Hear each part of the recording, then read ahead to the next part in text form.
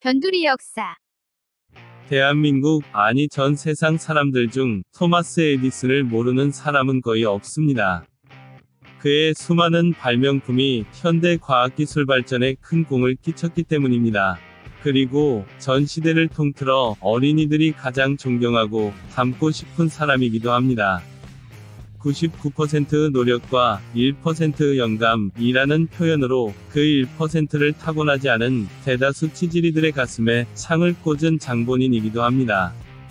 언젠가부터 에디슨과 함께 했던 니콜라 테슬라 또한 사람들의 입에 자주 오르내리기 시작하면서 테슬라의 혁신적 발명과 학자적 마인드가 조명되는 동시에 경쟁 상대였던 에디슨의 온갖 만행과 양아치 짓들이 밝혀지게 됩니다. 오늘은 에디슨과 테슬라가 전기를 두고 경쟁하는 과정에서 있었던 한 생명을 죽인 싸움에 대해 알아보겠습니다. 테슬라와 에디슨은 역사적 라이벌일 뿐 아니라 여러 가지로 인연과 악연이 얽혀 있습니다.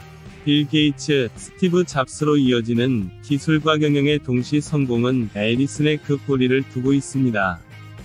개발자도 뛰어난 기업인이 될 수 있음을 보여주는 흔하지 않은 사례입니다.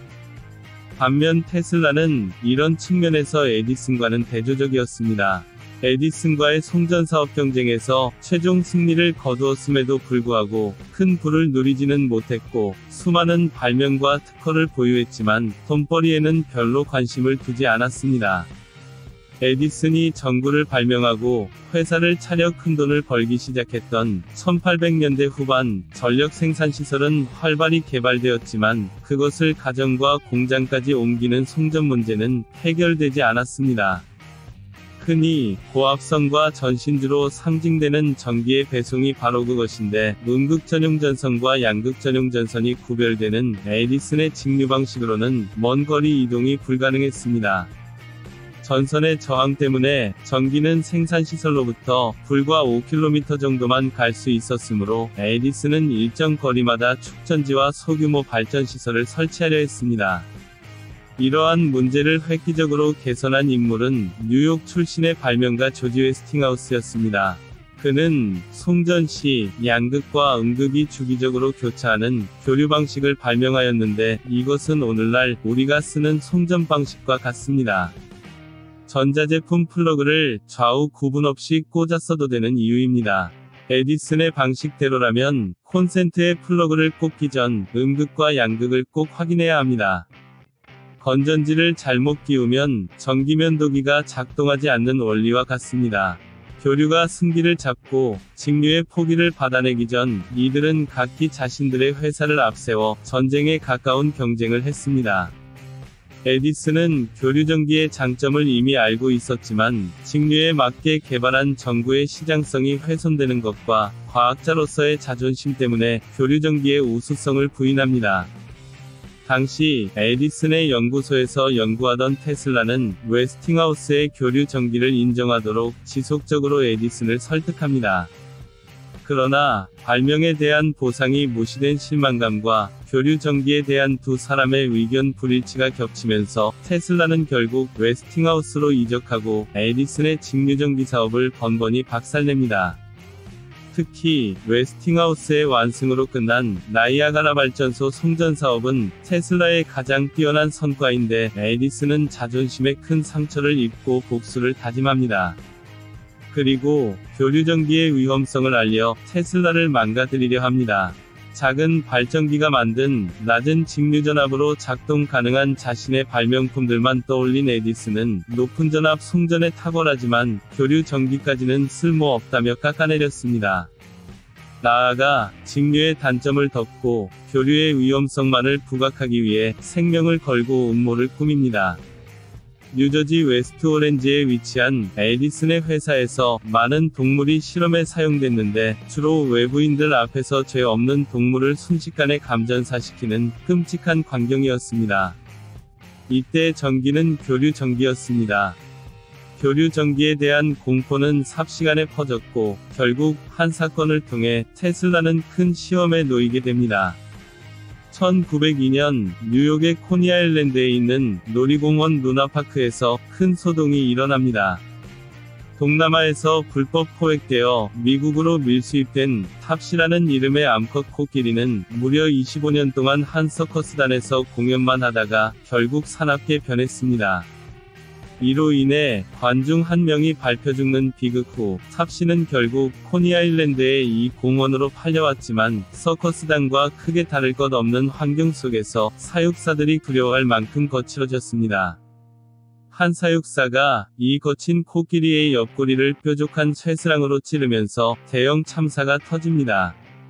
화난 탑시의 거대한 발에 조련사 2명이 죽자 탑시는 죽음을 피할 수 없게 됩니다. 이 와중에 돈에 눈이 먼 공원 소유주 톰슨 앤 던디는 탑시를 죽이는 자리에 구경꾼을 끌어모아 입장료를 받아낼 궁리를 합니다. 코끼리를 교수형에 처한다는 계획을 하며 상당한 돈 뭉치도 상상합니다. 필요 없이 잔인하다는 동물단체의 항의를 받고 일단 독극물을 먹이고 2차로 교수형에 처한 다음 마지막에 감전시키기로 합니다. 청상다리가 섞인 당근을 먹고 밧줄에 목이 걸린 탑시는 다리에 묶인 전선을 통해 600V 전기를 맞고 10초 만에 쓰러져 죽습니다. 1903년 1월이었습니다. 이때 구경 온 사람은 수천 명에 이르렀습니다. 의문은 누가 이런 안락사를 제안했느냐입니다. 여전히 가스로 가로등을 밝힐 만큼 전기 사용이 많지 않았고 주로 사용되던 전기도 전압이 낮은 직류였는데 전압이 높아 위험하다는 교류 전기를 굳이 도살 수단으로 추천한 사람이 있어야만 했습니다. 안락사를 제안한 곳은 동물단체였을 가능성이 높은데 이 동물단체는 뉴저지 웨스트 오렌지에 위치한 에디슨의 회사에서 많은 동물 안락사를 목격했습니다. 하지만 많은 오해가 에디슨을 그 주모자로 기록했습니다. 자신의 자존심과 상업적 이익만을 생각한 채 동물에 대한 자비 따위는 전혀 없는 냉혈한으로 에디슨을 묘사했습니다. 공원이 동물단체의 조언을 받아 감전사를 진행하기 위해 지역 전력회사에 연락했는데 마침 이 회사가 에디슨의 이름을 빌려 쓴 전기회사였고 이들이 코끼리도 죽일 수 있는 교류발전기를 보유하고 있었을 뿐입니다. 에디슨이 교류전기의 위험성을 과장하여 테슬라의 성공을 막으려 했다는 주장에 대한 명확한 증거는 없습니다. 호사가들의 장난질일 수도 있습니다. 단지 이 도살 장면을 에디슨의 영화회사가 촬영하면서 엔딩 크레딧에 쓰인 표기가 오해를 불렀을 가능성이 높습니다. 이로 인해 에디슨 전기회사가 교류 전기로 코끼리 한 마리를 통째 삶았대라는 뉴스가 퍼졌습니다. 또 전류전쟁에서 연전연패하며 자존심이 상한 에디슨을 이 만행에 연관 지은 후세의 추측일 뿐입니다. 전류전쟁은 그보다 10년 전에 정리되었으며 에디슨은 오래전 전구전기 사업에서 손을 뗀 상태였습니다. 탑시의 안락사가 얼마만큼의 영향을 미쳤는지 알 수 없지만 직류와 교류를 면밀히 비교한 미국 정부는 장거리 전력 전달 방법으로 교류 전기를 선택합니다. 그리고 현재 우리가 사용하는 전기가 교류인 이유가 됩니다. 오늘은 에디슨과 테슬라 사이에 벌어진 전류전쟁과 에디슨의 모략에 의해 감전사했다고 전해지는 코끼리 탑시에 대해 알아봤습니다. 다음 동영상에서 또 뵙겠습니다. 감사합니다. 변두리 역사